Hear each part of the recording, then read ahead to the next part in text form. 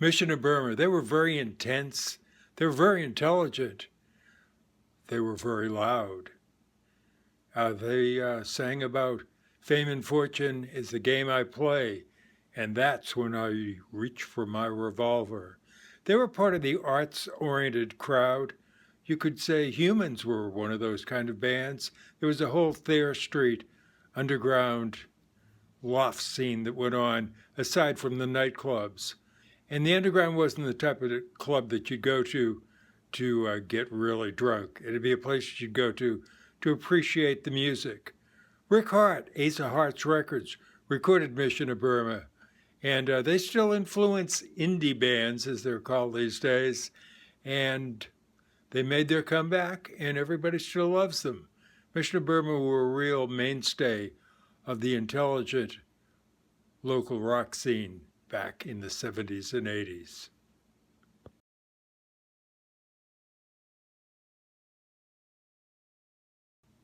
New Order. Without them, a lot of wee nightclub disc jockeys would have been totally lost for that one record you could go to when you really needed to get everybody up and dancing.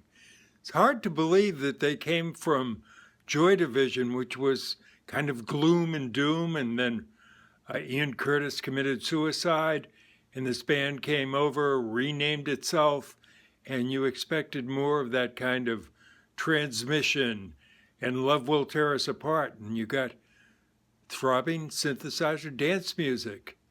And it lasted and lasted. In fact, New Order is appearing here in Las Vegas, in my new home, this week as I speak about this.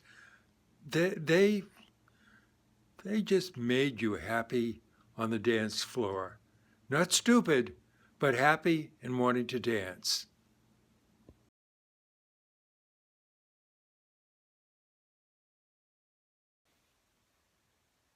Judy Grenwell and the Maps at the Underground. The Underground was always serious kind of music, and that's what you would find there. When I first started, you'd go to the Rat, you'd see Thrills, Barb Kiston, fiery, feisty little person. You wouldn't want to mess with her. And Casey Cameron of Human Sexual Response. Everyone loved the Humans. Everyone still loves the Humans. Singing about Jackie Onassis.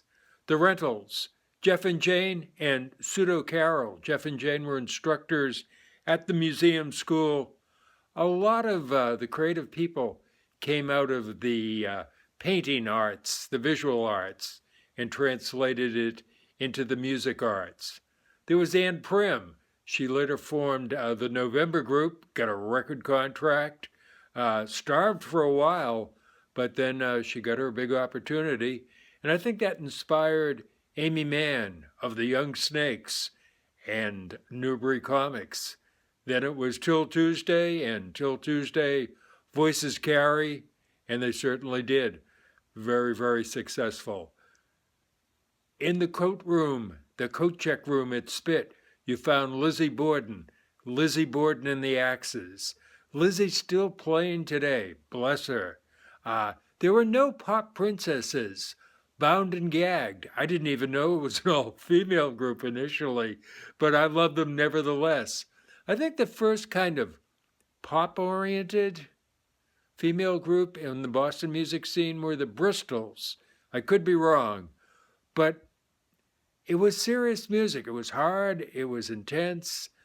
It wasn't hippy-dippy or dance choreographed kind of things. That's my opinion.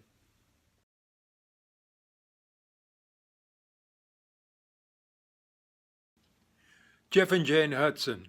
To the best of my knowledge, I did their first radio interview when they were the Rentals. They were instructors at the museum school, and they wound up opening for The Clash at the legendary Harvard Square Theater concert. They later, in New York, opened for Public Image Limited. The Underground would be a perfect place for a artsy kind of band.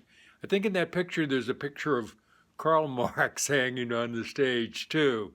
Jeff and Jane continued to make music to this very day. They're in Western Massachusetts now with their own art store.